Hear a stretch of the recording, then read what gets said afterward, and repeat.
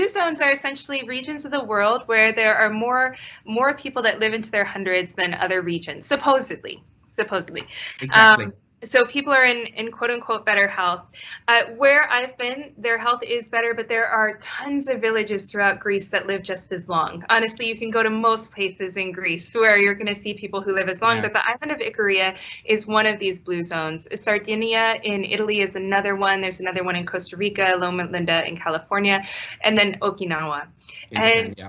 And these were created by some or kind of found in a book written about by a man who's probably a wonderful person, but he doesn't have a health background. He has a travel background, an immense travel background. So I don't want to downplay his travel. He's like very well traveled, but he's looking with the eyes of a traveler, not of someone who studies nutrition, diet, and health. And it is very different when you look at something with eyes of that matter, I would say. Yeah, sure.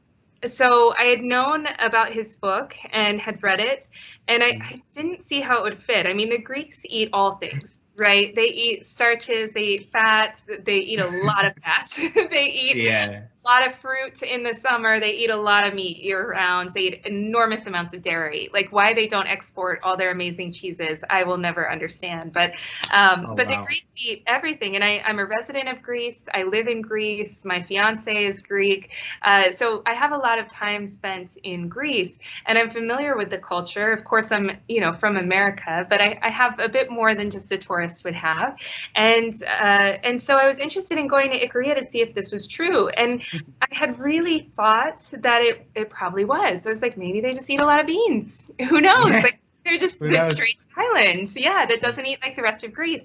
And when I got there, I was shocked. They don't eat like the rest of Greece. I will say they do eat differently than the rest of Greece, but they eat more meat, right? So much more meat, much more meat, way less baked goods. The rest of Greece, Athens, there's a bakery on every corner. And although they don't eat baked goods like the Americans do, they eat baked goods. They still eat them, so they're not loading like the Americans, but they eat them. Whereas in Icaria, I just didn't see anyone eating them. I was in houses, I was in restaurants. We stayed there for a very long period of time, went all throughout the island, befriended people, did lots of interviews.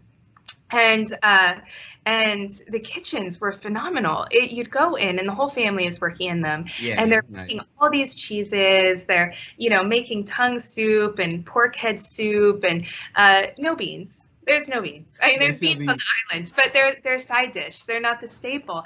The special should qualify this by saying that the restaurants here are not for foreign tourists. Really, it's just local Greeks that go to Icaria. Typically, it's not an island for tourists. There's no shops. There's none of these kind of things. So when you go to a restaurant, it's like eating at an aunt's house, is what it is. There's not usually written menu. There are exceptions to that. I took pictures of all the menus I could find, but usually they were oral, and it was just the random special of what had been found. So it was wild boar season. Everybody had just killed a wild boar, so there was a lot of wild boar being eaten. And here I was in the middle of summer, so I was really expecting it to be lots of pigs and the fresh foods, but it actually wasn't. It was one of the most meat heavy places I've been outside of Japan.